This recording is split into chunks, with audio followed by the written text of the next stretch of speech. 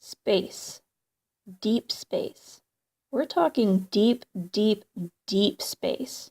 At 40 astronomical units away from Earth, we're about as far out in the solar system as you can get. Except, not really. No one could actually travel 9 years into the nether regions of our neighborhood and hope to survive. Shoot, I can barely survive 50 minutes of math class. Anyway, now to introduce our stars of today's stopover, the 5 moons of Pluto: Charon, Styx, Nix, Hydra, and yours truly, Kerberos.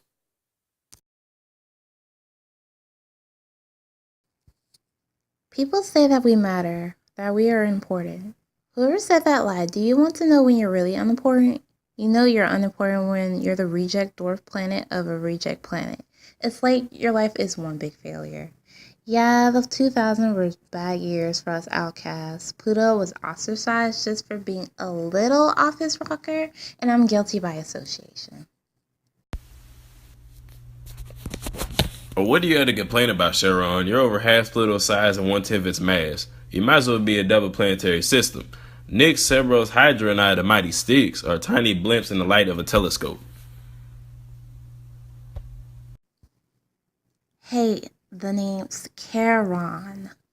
You've got a point there, Styx. We weren't even discovered until 2005, 27 years after Charon's grand entrance.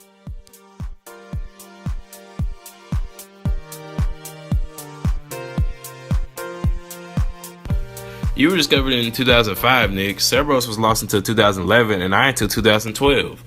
Don't hate, dude. It's not my fault. James W. Christie was in the right place at the right time.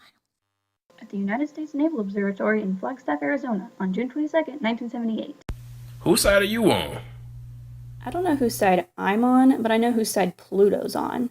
Pluto and Charon are always on each other's side. 6 days, 9 hours, 17 minutes, and 36 seconds per year for 248 Earth years. Talk about being tidally locked. There's no doubt that Charon is the favorite child. He was even named after his discoverer's wife, Charlene, Char, Christie. The on added to the end was just to sound more sciencey.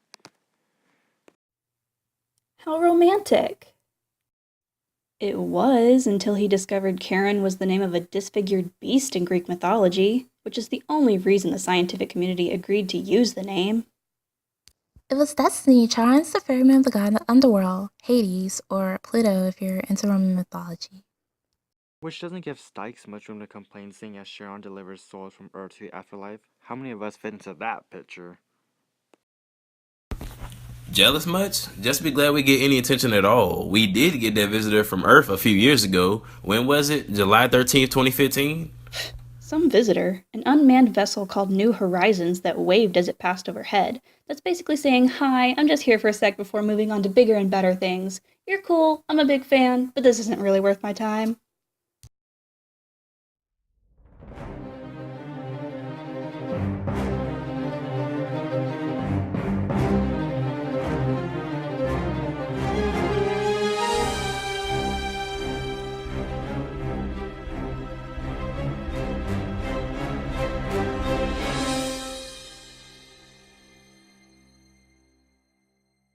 More like, we got lost on our way to something awesome and happened to see you on the sidelines.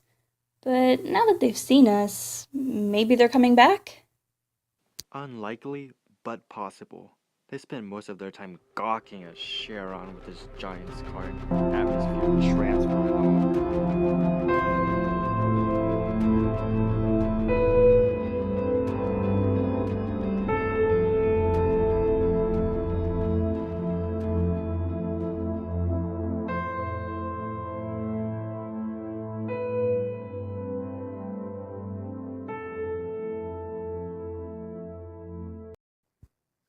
My what? Come on, don't tell me you didn't know. You could model if it weren't for that gas around your waist. I've heard it's 4 times the length of Earth's Grand Canyon, and twice as deep in some places. But it's what's on the inside that counts, right? You likely have an ocean below your surface. At one point, it froze, and that's what split the crust and created the canyon. It's part of that cool cryovolcanism you've got going on. That's not surprising considering it has temperatures below negative 257 degrees Celsius. What about that atmospheric transfer thing. It's really sad that you don't know this about yourself. Well, it's not like you have an atmosphere of your own, and since you're the favorite, Pluto thought he'd be creative and share his atmosphere with you. Right. You are entirely gray in color except up north. Your North Pole is reddish-brown because your gravity pulls in Pluto's methane atmosphere. The gas freezes and gets trapped there. There are rumors that the New Horizons team has unofficially dubbed that region Mordor, whatever that means. That aside, Pluto and Charon don't have all that much in common. Some theories suggest that an object from the Kuiper Belt collided with Pluto, and the debris formed Charon. Another says that infant Pluto and Charon collided before breaking apart, and one formed an orbit around the other. But that wouldn't explain their vastly different compositions. Now, this is something I think I remember. I was formed from smaller objects colliding in the Kuiper Belt, and it fell into orbit around Pluto sometime in the last billion years or so, give or take a few thousand. That really wasn't all that long ago. Hence my good memory of the event. Are we almost done with this stopover?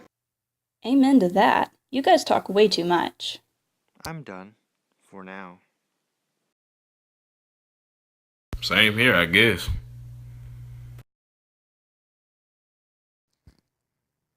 Charon out. By the way, I'm way better than these dorks. In your Ooh, dreams.